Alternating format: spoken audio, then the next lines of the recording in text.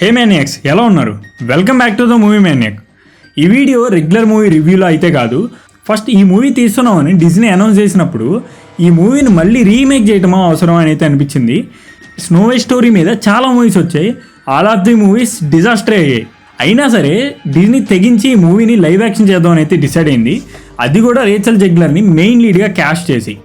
Already ఆడియన్స్కి తెలిసిన స్టోరీని మళ్ళీ తీసుకొస్తున్నామంటే ఎలా హిట్ అవుతుంది అనుకున్నారో ఏమో కానీ స్టోరీలో కొంచెం చేంజెస్ కూడా చేయలేదు. మనం ఏదైతే కార్టూన్లో చూస్తామో యాజ్ ఇట్ ఈజ్గా అదే ఉంటుంది. అసలు కొంచెం కూడా కొత్తగా అనిపించలేదు. చిన్న చిన్న చేంజెస్ చేశారు, బట్ మాట్లాడుకునేంత చేంజెస్ అయితే కాదు. ట్రైలర్లో లైక్స్ కన్నా డిస్లైక్స్ ఎక్కువగా ఉన్నాయి. డిజ్నీకి ఆ టైంకి వేరే ఆప్షన్ కూడా లేదు మూవీని రిలీజ్ చేయడం తప్ప. ఎట్ లాస్ట్ మూవీ రిలీజ్ అయింది. దాని బాక్స్ ఆఫీస్ పర్ఫార్మెన్స్ ఎట్లా ఉందో కూడా చూసాం. రేచల్ జెగ్లర్ మీద ఆడియన్స్కి మంచి ఒపీనియన్ లేదు, బట్ అయినా సరే డిజ్నీ ఇంకో ఫెయిల్యూర్ డెసిషన్ అయితే తీసుకుంది. మూవీ ఫ్లాప్ అవడానికి రేచల్ జెగ్లర్ ఒక్కటే రీజన్ కాదు, డిజ్నీ స్టోరీ సెలెక్షన్ కూడా. ఆ క్యారెక్టర్ కోసం రేచల్ జెగ్లర్ని క్యాస్ట్ చేయడం కూడా. గాల్ గాడోట్ ఈవిల్ క్వీన్గా బాగా సెట్ అయింది.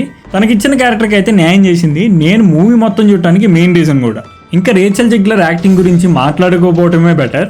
చెప్తే నమ్మరు కానీ ఈ అవుట్ఫిట్ వేసుకునేదాకా తన స్నో వైట్ అని నా మైండ్ అయితే నమ్మలేకపోయింది. అంటే అవుట్ఫిట్ కనిపించిన తర్వాత కూడా నేనైతే నమ్మలేకపోయా. అసలు ఆల్మోస్ట్ అన్ని లొకేషన్స్ సెట్ వేసి షూట్ చేశారని అయితే అర్థమైపోతుంది. It look so unrealistic. ఆ సెట్స్ వేస్తే అలానే ఉంటుందని ఎవరైనా డిఫైన్ చేయడానికి ట్రై చేయొచ్చు, but Mowgli movie major shooting sets వేసే చేశారు, బట్ ఎక్కడ కూడా అన్రియలిస్టిక్ అయితే అనిపించలేదు. పైగా ఈ మూవీ తీసింది డిజ్నీ. ఆ మాత్రం కూడా కేర్ తీసుకోకుండా తీశారా? ముఫాసాని తీసింది కూడా డిజ్నీ అన్న డౌట్ అయితే నాకు రేజ్ అయింది. రాను డిజ్నీ కూడా సోనీలు అనే ఫ్లాప్స్ని అయితే ఫేస్ చేస్తూ ఉంది. ఈ మధ్యలో సాంగ్స్ వస్తూ ఉంటాయి, which I don't like it. ఈ మధ్య మూవీస్లో సాంగ్స్ని ఆడియన్స్ ఎంజాయ్ చేయటం లేదు. ఆఫ్ ద మూవీ ఎంజాయ్ చేస్తున్నారు, but not in the movie. ఈ మూవీలో సాంగ్స్కి జరుగుతున్న కన్వర్జేషన్కి సింక్ ఉంటుంది, బట్ సాంగ్స్ అయితే నచ్చలేదు. 7th war CGI 3D characters అని చాలా ఈజీగా అర్థమవుతుంది. ఎఫెక్ట్స్ పెట్టారు, but not up to the mark. ఈ CGI చూస్తే పెట్టాల్సినంత ఎఫర్ట్స్ అయితే పెట్టలేదనిపించింది. అట్లీస్ట్ ఏదో ఒకటి విజువల్ అపీలింగ్గా ఉండాలి కదా. క్లైమాక్స్ అయితే చాలా వీక్ రేటింగ్. ఈ మూవీ గురించి డిస్కస్ చేయడానికి నా దగ్గర అయితే పాయింట్స్ లేవు.